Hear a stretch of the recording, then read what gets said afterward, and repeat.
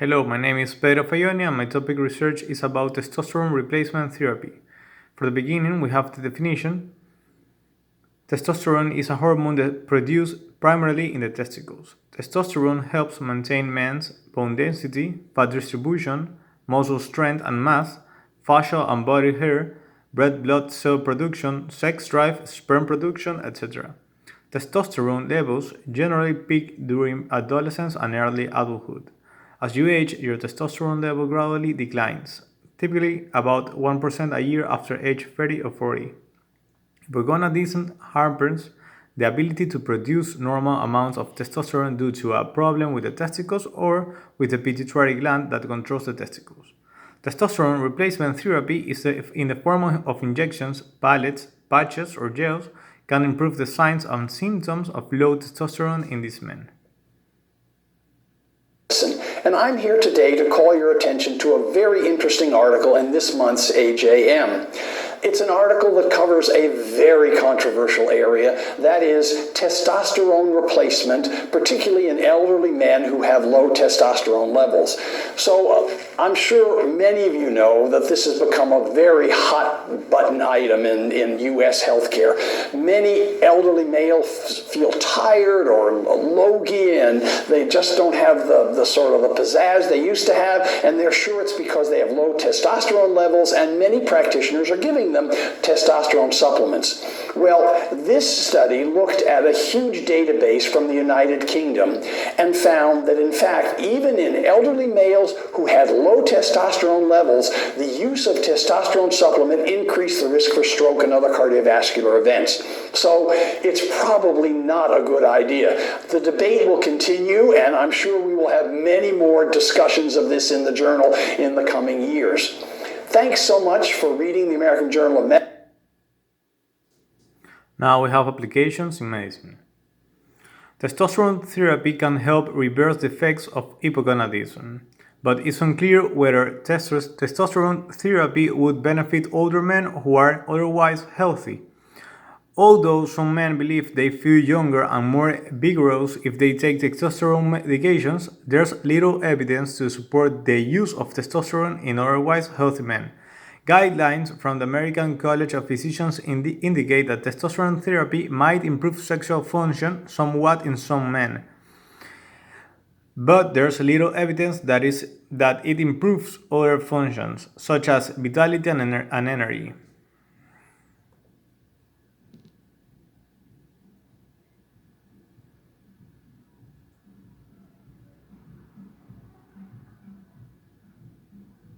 Testosterone replacement is a form of hormonal replacement that we give men with low testosterone. And the medical term is hypogonadism. Approximately 4 to 45 million men are affected by that condition. And so when we think about symptoms that are very specific, we think about decrease in spontaneous erection, decrease in libido, lack of secondary sexual characteristic, and we also can look at fatigue, lack of energy that some patients present with. Less specific symptoms are, we call them less specific because those usually do not improve with testosterone replacement, and they include decreased erection, or just fatigue with no association with any other all the other symptoms. And so usually putting men on testosterone just to see if the fatigue will improve or if they will have a normal erection is not a good idea. And so it is not unusual for a 65-year-old or a 70-year-old to have half the level of testosterone that they had when they were in their 30s. That's not abnormal. It's just that the level is lower, but it's normal. It's still in the normal range. The benefits are increased in libido or sex drive, increase in the quality of erection, especially in men who have decreased spontaneous erection. We also see an improvement in the secondary sexual characteristic, building of muscle mass, increase in bone mineral density, and overall improvement in energy level. Now we have pros and cons. In pros, we have testosterone has been shown to increase the prostate size by 12%. There was no link discovered between testosterone levels and prostate cancer development. In a study involving 312 men with hypogonadism, testosterone replacement therapy did not worsen prostate symptoms scores. Did it negatively impact lower urinary symptoms? One study found that men taking testosterone had a 30% higher risk of death, heart attack, or stroke compared to those not taking the replacement of testosterone therapy.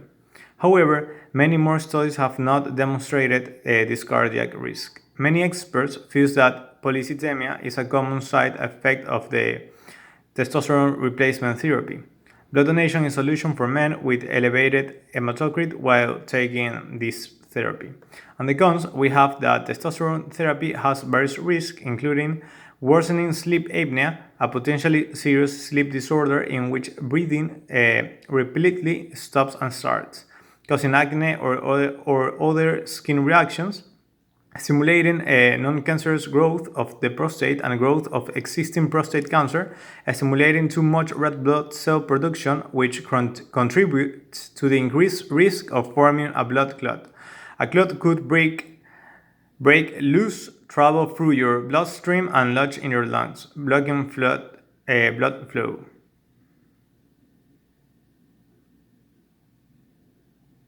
Some of the problem with low T advertising is that if you listen to all the signs and symptoms, it includes probably the majority of men in the United States. In terms of truly low testosterone, it's actually a very small fraction of the male population in the United States that's truly affected by this. One of the problems in making this distinction is that testosterone levels fall with age. I think men who have a definite change in their sex drive, libido, men who are need to shave less frequently, are losing muscle mass, body hair, notice their testicles are getting smaller, or if they're noticing enlargement of their breasts, these are signs and symptoms that should prompt them to talk about the possibility of low testosterone with their physician.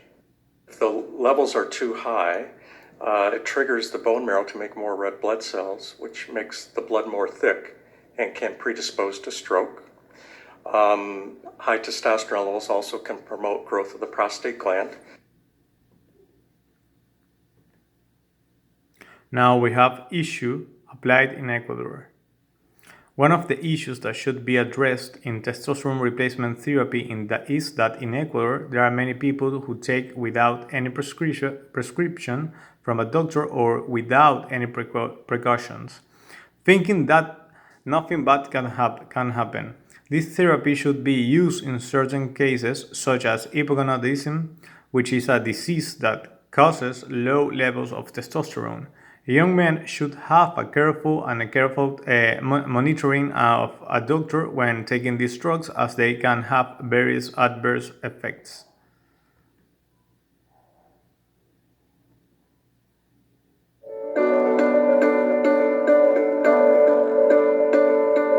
There are several ways to administer testosterone replacement therapy, sometimes abbreviated as TRT. One commonly used method is transdermal, with either a cream or a gel that you apply to your skin, typically daily due to short half-life, sometimes twice a day.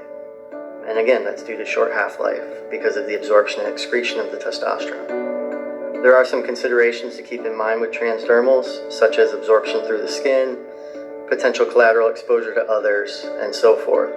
An alternative to transdermal, which in our patient population is actually more popular for various reasons, is injectable testosterone replacement. For injectable testosterone replacement, typically we use a testosterone ester called testosterone cypionate. Testosterone cypionate has about a 7-day half-life, and typically the majority of our patients will inject on a twice per week schedule, or sometimes more frequently depending on what their sex hormone binding globulin level is. With that twice a week schedule or more frequent injection, That gives relative stability with their levels without having to administer on a daily basis for most patients. And stability in levels usually translates into stability in how they're feeling and good subjective response with their symptoms. There are other esters available for testosterone. Another commonly used one is testosterone enanthate, very similar to testosterone cypionate, a slightly shorter half-life, about 5 days as opposed to 7 days. And then there's a much shorter acting ester called testosterone propionate. The shorter acting ester for that product requires every other day or every day injections. So for that reason, most patients don't use that ester. There are some ancillary treatments that are very common that I just want to mention that many guys will use on testosterone therapy based on their goals. One is HCG, human chorionic gonadotropin, and can preserve some fertility for males who are on testosterone replacement therapy. Another ancillary treatment on an as-needed basis are quote-unquote anti-estrogens or aromatase inhibitors, as we call them in the medical field. The last point is a conclusion. Testosterone replacement affects over 6 months on males with late onset hypogonadism. As benefits of testosterone replacement, we found increase in libido and in a smaller degree in sexual potency. Furthermore, testosterone replacement showed to be beneficial by reducing a significantly waist circumference, which may be interpreted as a change in body composition and a decrease in cardiovascular risk. No increases in hematocrit or in the PCA were noted in males under testosterone replacement therapy that could represent a higher risk of polycythemia, prostate hyperplasia, or malignancy related to the treatment.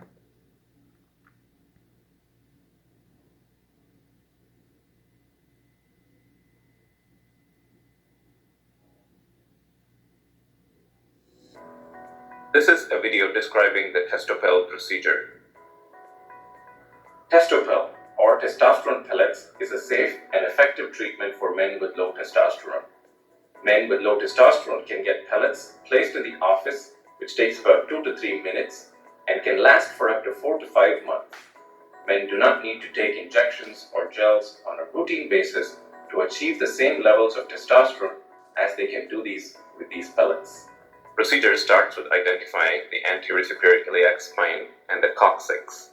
We identify a mark in the middle and prep the skin over the area. We then form a sterile drape and start the procedure with numbing medicine such as lidocaine. The lidocaine is injected inside in one spot with the needle being perpendicular to the skin as well as the muscle. Small nick is made with the scalpel, and the trocar that is provided with the kit is used to enter the subcutaneous space where the pellets are placed.